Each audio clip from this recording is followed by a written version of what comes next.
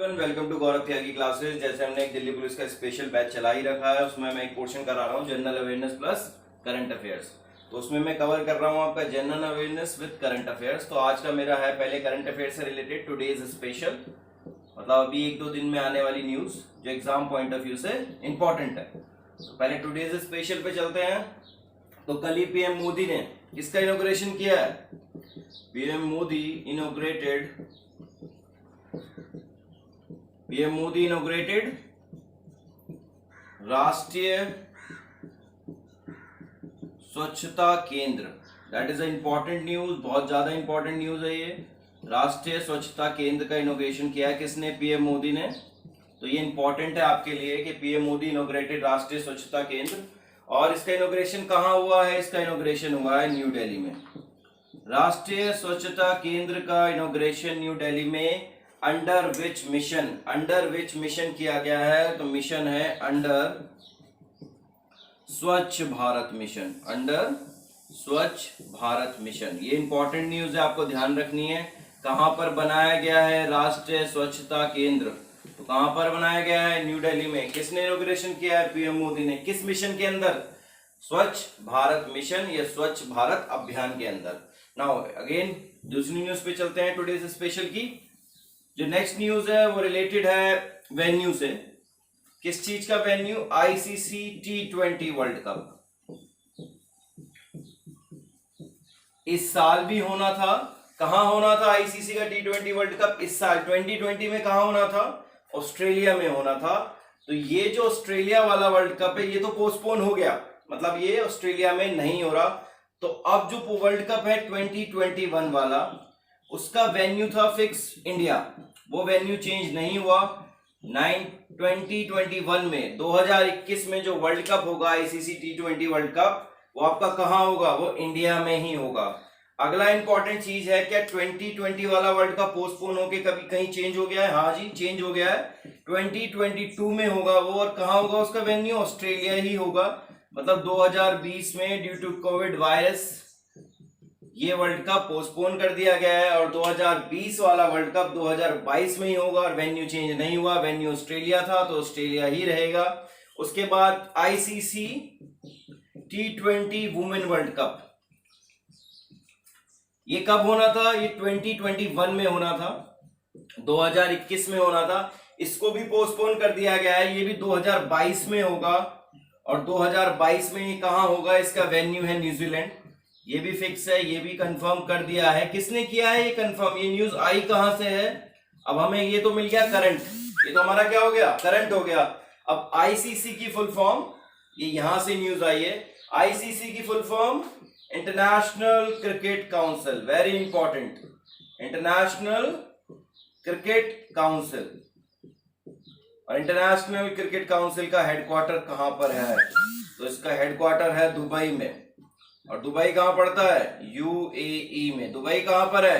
UAE में। तो very important news, international cricket council जिसने डिसाइड किया है कि 2021 वाला जो वर्ल्ड कप है उसका वेन्यू इंडिया ही रहेगा, उसमें कोई चेंज नहीं है।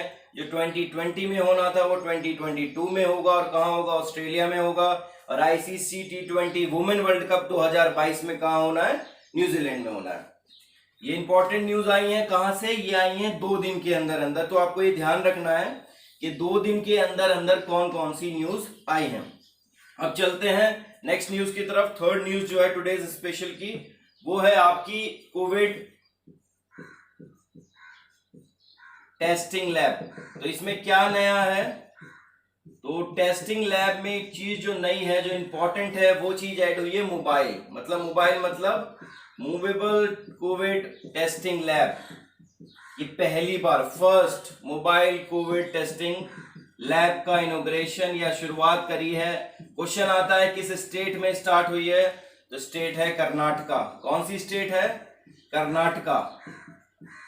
ठीक है, वेरी इंपॉर्टेंट न्यूज। पहली बार मोबाइल कोविड टेस्टिंग लैब शुरुआत करी जा रही है। कहां शुरू करी जा रही है? कर्नाटका में शुरुआत करी जा रही है इसकी। और इंपॉर्टेंट अगली न्यूज अगली से आती है कि ये किसने बनाई है, इसमें किसका हाथ है इसको बनाने में, मोबाइल कोविड टेस्टिंग लैब को बनाने में किसका हाथ है? तो वो है IISc, that is Indian institute of science, that is very important, आपको ध्यान रखना है। ये न्यूज हो गई आपकी, और ये 3 न्यूज़ें किस चीज से ली है हमने? 3 न्यूज हमने ली हैं टुडेज स्पेशल से। अब चलते हैं अपनी मेन न्यूज पे, जो हम पोर्शन कवर कर रहे थे जनवरी का, तो हम जनवरी से पोर्शन को उठाना शुरू करते हैं। तो जनवरी में जो पहली न्यूज मैं आपको दे रहा हूं, वो दे रहा हूं मैं आपको स्टैच्यू ऑफ यूनिटी से। कहां से दे रहा हूं? स्टैच्यू ऑफ यूनिटी, ये आप सबको पता है। स्टैच्यू ऑफ यूनिटी इंडिया में है। इन द मेमोरी ऑफ, किसकी याद में बनाया गया है? In the memory of Sardar Vallabh Bhai Patel. In the memory of Sardar Vallabh Bhai Patel. Again a very important news, ये आपको पता होना चाहिए किसके याद में इसको बनाया गया है। अब क्वेश्चन आता है, कौन थे सरदार वल्लभ भाई पटेल? कौन थे सरदार वल्लभ भाई पटेल? तो he was first deputy prime minister of India, Bharat के पहले उप प्रधानमंत्री, deputy prime minister of India. और दूसरी चीज इनसे रिलेटेड है, he was first home minister of India, Bharat के पहले गृह मंत्री। पहले होम मिनिस्टर भी ये थे, पहले डिप्टी प्राइम मिनिस्टर भी सरदार वल्लभ भाई पटेल थे। इसके बाद जुड़े हुए हैं इनके साथ स्टैच्यू ऑफ यूनिटी। क्यों कहा जाता है स्टैच्यू ऑफ यूनिटी? इसका नाम क्यों रखा गया? तो सरदार वल्लभ भाई पटेल को कहा जाता था मैन ऑफ यूनिटी। क्या कहा जाता था सरदार वल्लभ भाई पटेल को? Man of unity. और दूसरा नाम दिया गया इन्हें आयरन मैन ऑफ इंडिया। क्या नाम दिया गया? Iron man of India. ये दो नाम किसके नाम है? ये दोनों नाम जुड़े हुए हैं सरदार वल्लभ भाई पटेल से। अब क्वेश्चन आता है इससे रिलेटेड करंट क्या है, क्योंकि इसका इनॉग्रेशन तो अक्टूबर 2018 में हो चुका है। स्टैच्यू ऑफ यूनिटी कब बना था? अक्टूबर 2018। तो न्यूज कहां से आ रही है? न्यूज ये आ रही है कि स्टैच्यू ऑफ यूनिटी अक्टूबर 2018 में तो बना था, लेकिन अभी किस में ऐड हो गया है? तो ये किस में ऐड हो गया है? 8 वंडर्स ऑफ SCO। अब ये SCO क्या है? तो ये SCO है शंघाई कोऑपरेशन ऑर्गेनाइजेशन, जिसका पार्ट इंडिया भी है। किसका? इसका पार्ट है इंडिया। शंघाई में इसका हेडक्वार्टर है, इसका पार्ट इंडिया भी है। ये एक संगठन है जो चाइना में है, और इसका पार्ट इंडिया है। इसलिए स्टैच्यू ऑफ यूनिटी को उसके 8 वंडर्स में ऐड किया गया है। तो ये बहुत ही इंपॉर्टेंट न्यूज है। ये सारी चीजें जो मैं इंटर रिलेटेड बताता हूं, ये इसलिए बताता हूं आप लोगों को, जिससे आपको करंट के साथ साथ जनरल अवेयरनेस का पोर्शन भी मिलता रहे। आगे चलते हैं नेक्स्ट न्यूज की तरफ अपनी। हमारी जो नेक्स्ट न्यूज आ रही है वो कहां से आ रही है? हमारी जो नेक्स्ट न्यूज है वो है आपकी 12th of January. 12th of January, ये क्या न्यूज आई है 12th ऑफ जनवरी से? ये है आपका national youth day. National youth day. अब ये क्या हुआ? अगर हिंदी में ट्रांसलेशन होगा इसका तो क्या होगा? राष्ट्रीय युवा दिवस 12th ऑफ जनवरी का होता है। किसकी याद में मनाया जाता है ये? तो in the memory of Swami Vivekananda. In the memory of Swami Vivekananda हम क्या मनाते हैं? हम मनाते हैं अपना नेशनल यूथ डे। अब हर साल सेलिब्रेशन 12 जनवरी को होता है, लेकिन थीम अलग अलग होता है। सेलिब्रेशन सेम डे होता है, लेकिन थीम अलग अलग है। इस साल का जो थीम है वो है fit youth fit India. Fit youth fit India, ये थीम भी बहुत इंपॉर्टेंट है।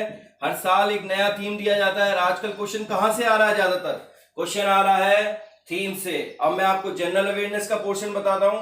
कौन थे स्वामी विवेकानंद? कौन थे स्वामी विवेकानंद? तो स्वामी विवेकानंद बहुत बड़े स्कॉलर थे, मतलब बहुत ही बड़े स्कॉलर थे। और इन किस ऑर्गेनाइजेशन से इनका नाम जुड़ा हुआ है? तो इनका नाम जुड़ा हुआ है रामकृष्ण मिशन से। किससे जुड़ा हुआ है? रामकृष्ण मिशन।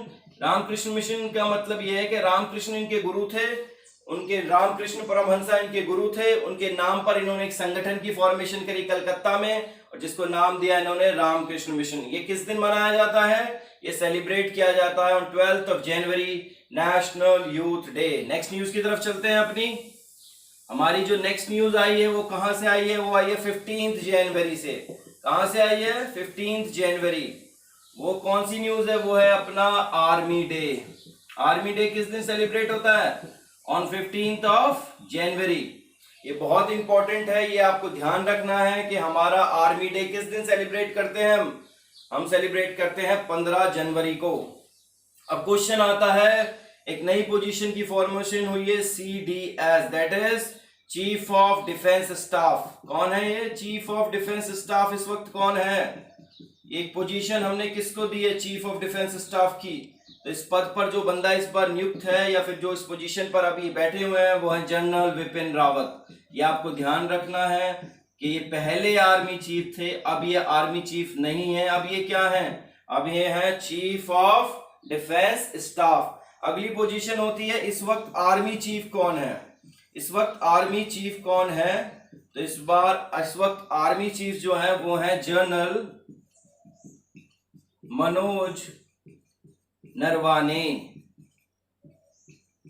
ये भी इंपॉर्टेंट न्यूज है, general Manoj Naravane army chief है। एयरफोर्स चीफ कौन है इस वक्त?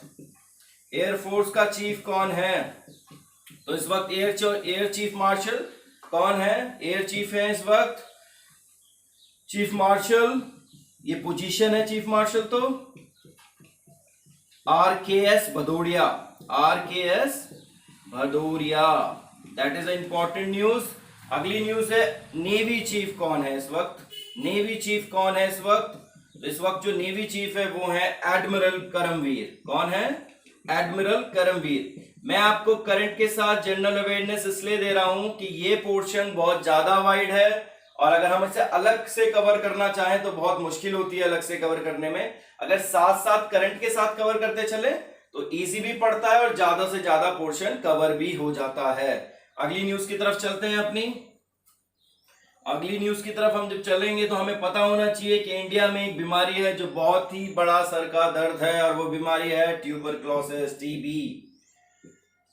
तो ये बीमारी गवर्नमेंट ने इसको टारगेट ईयर दे रखा है ट्यूबरक्लोसिस को, और वो ट्यूबरक्लोसिस का जो टारगेट ईयर है वो ये है कि हमें इस बीमारी से इंडिया से इसको खत्म कर देना है बाय द ईयर 2025।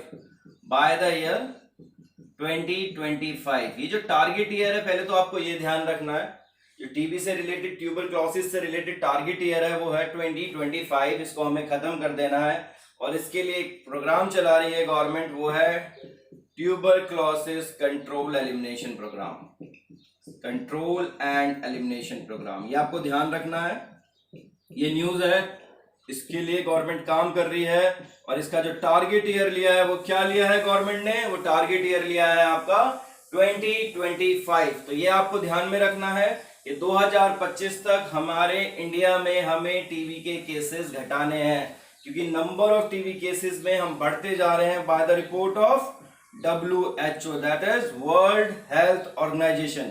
WHO की full form world health organisation. इसका हेडक्वार्टर कहाँ है? तो इसका हेडक्वार्टर है जिनेवा में, और जिनेवा कहाँ पड़ता है आपका? स्विट्जरलैंड में। तो ये भी इंपॉर्टेंट न्यूज है, ये भी आपको ध्यान रखनी है। ये हो गया इससे जुड़ा हुआ जनरल अवेयरनेस। अब हम आगे चलते हैं। करंट का पोर्शन हमने आज का कवर कर लिया है अपना। मैंने आपको टुडेज स्पेशल भी बता दिया और जनवरी से रिलेटेड करंट भी बता दी। अब आज का एक्स्ट्रा क्या दूंगा मैं? तो आज एक्स्ट्रा स्पेशल में क्या है? तो आज एक्स्ट्रा स्पेशल में है आपके नेशनल पार्क। अब जो मैं नेशनल पार्क आपको बता रहा हूं वो स्पेशल किस लिए है वो मैं आपको बता देता हूं। वो स्पेशल इसलिए है कि वो किसी ना किसी या तो स्पीसीज की या जानवर एनिमल्स की वजह से फेमस है। फॉर एग्जांपल पहला है काजीरंगा। काजीरंगा नेशनल पार्क कहां पर है? काजीरंगा नेशनल पार्क पहले तो आप मुझे बताएं, आसाम में है काजीरंगा नेशनल पार्क।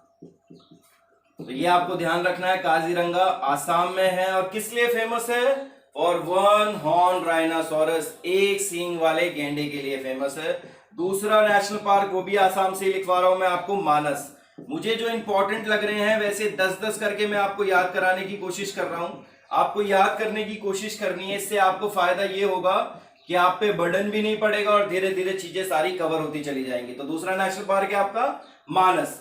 अब आसाम के 2 नेशनल पार्क ले लिए, अब जम्मू कश्मीर के लेते हैं 2 नेशनल पार्क। हिमस नेशनल पार्क जो सबसे ऊंचा नेशनल पार्क है, हिमस नेशनल पार्क, और दूसरा है डेचिगाम नेशनल पार्क। ये दोनों नेशनल पार्क आपके कहां पर हैं? डेचिगाम हो गया और हिमस हो गया, दोनों के दोनों कहां पर हैं आपके? ये दोनों नेशनल पार्क आपके हैं जम्मू एंड कश्मीर में। तो आपको ध्यान रखना है, पहले 2 नेशनल पार्क हमने कहां से करे हैं? आसाम से करे हैं। नेशनल पार्क के नाम काजीरंगा नेशनल पार्क, मानस नेशनल पार्क, दोनों आसाम में है। और फिर दूसरे हैं हिमस और डेचिगाम, दोनों कहां पर हैं? जम्मू एंड कश्मीर में। आगे चलते हैं हम, और आगे चलते हैं एक नेशनल पार्क, 2 नेशनल पार्क करते हैं अब कहां से? उत्तराखंड से। हमारा नेबरिंग स्टेट उत्तराखंड, वहां से 2 नेशनल पार्क करते हैं हम। पहला नेशनल पार्क जो उत्तराखंड से है वो है आपका Rajaji national park, Rajaji national park. और दूसरा नेशनल पार्क है जो इंडिया का फर्स्ट नेशनल पार्क है। भारत का पहला नेशनल पार्क कौन सा था? Jim Corbett, Jim Corbett national park. ये दोनों के दोनों कहां पर हैं? ये दोनों के दोनों नेशनल पार्क हैं आपके इन उत्तराखंड। तो आपको ये ध्यान रखना है, इनके नाम भी आपको याद रखने हैं। मैं जिन नेशनल पार्क का नाम आपको लिखवा रहा हूं, दे ऑल आर इंपॉर्टेंट। तो आपको पहले तो ये याद रखना है कि 10-10 करके चलेंगे तो इजी भी पड़ेगा और हम याद भी रख सकते हैं कंटिन्यूस चीज को। आगे 7th करते हैं हम। अगला नेशनल पार्क है भरतपुर बर्ड सेंचुरी। ये भी बहुत फेमस है क्योंकि यहाँ दुनिया भर की बर्ड आती हैं एक पर्टिकुलर टाइम पर। या फिर इसका नाम दूसरा क्या है? Keoladeo, Keoladeo national park. Bharatpur bird sanctuary का ही नाम है कोलाडियो नेशनल पार्क या भरतपुर बर्ड सेंचुरी, 2 नाम दिए गए हैं इसे, या तो भरतपुर बर्ड सेंचुरी और दूसरा नाम कोलाडियो नेशनल पार्क। और दूसरा मैं करा रहा हूं आपको रणथंभौर नेशनल पार्क। कौन सा? Ranthambore national park. ये भी आपको ध्यान रखना है, ये बहुत इंपॉर्टेंट है रणथंभौर नेशनल पार्क भी। ये दोनों के दोनों कहाँ हैं? ये दोनों के दोनों चीजें हैं आपकी राजस्थान में। तो आपको ध्यान रखनी है। मैं 2-2 नेशनल पार्क एक स्टेट से कवर करके इसलिए चल रहा हूं जिससे दोनों के दोनों एक तो इंपॉर्टेंट कवर हो जाए कि स्टेट के नेशनल पार्क, और दूसरा आपको याद करने में भी इजी पड़े। अगला चलते हैं आगे हम करेंगे 2 नेशनल पार्क मध्य प्रदेश के, क्योंकि मध्य प्रदेश का जो फॉरेस्ट कवर है as a state highest forest cover है, लार्जेस्ट फॉरेस्ट कवर है मध्य प्रदेश का। मतलब इंडिया में अगर कोई स्टेट है जिसके पास सबसे बड़ा फॉरेस्ट कवर है वो मध्य प्रदेश है। तो 9th में है मध्य प्रदेश के 2 नेशनल पार्क। एक है कान्हा नेशनल पार्क, पहला कौन सा है? कान्हा नेशनल पार्क, और दूसरा है dinosaur fossil national park, dinosaur fossil national park. ये दोनों के दोनों कहां हैं? ये दोनों के दोनों है मध्य प्रदेश में, जिसके पास इंडिया में सबसे बड़ा फॉरेस्ट कवर है। ये मैंने आपको आज ऐसे कराया है। पहले मैंने टुडेज स्पेशल दिया आपको, फिर जो मैं करंट करा रहा था जनवरी के, मैंने जनवरी के करंट कराए, उसके बाद मैंने आपको एक एक्स्ट्रा स्पेशल दिया। ये मैं सारी चीजें आपके लिए इसलिए बना रहा हूं जिससे आपके पोर्शन जल्दी से जल्दी कवर हो जाए, जिससे हम जल्दी से जल्दी रिवीजन कर पाए और दोबारा से उन चीजों को रिवाइज कर पाए। मेरी वीडियो को बार बार देखें जिससे आपको चीजें कवर होती चली जाएं। सारे पुराने लिंक मैं आपको नीचे वीडियो के नीचे दे दूंगा, तो आप पढ़ते रहें regular. Thank you for watching my video. Thank you very much.